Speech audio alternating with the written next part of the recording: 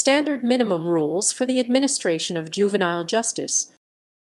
The United Nations Standard Minimum Rules for the Administration of Juvenile Justice, often referred to as the Beijing Rules, is a resolution of the United Nations General Assembly regarding the treatment of juvenile prisoners and offenders in member nations.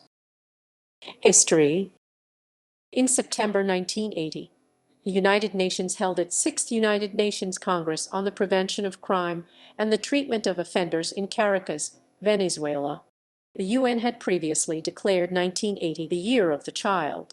Don Batchelor, who holds a certificate in criminology and participant at that Congress, presented a paper about the need for a Bill of Rights for young offenders. The United States delegation supported the paper. Much drafting of the policy took place at a conference in Beijing, China. It was originally proposed as a Bill of Rights for Young Offenders, but was eventually renamed the United Nations Standard Minimum Rules on the Administration of Juvenile Justice.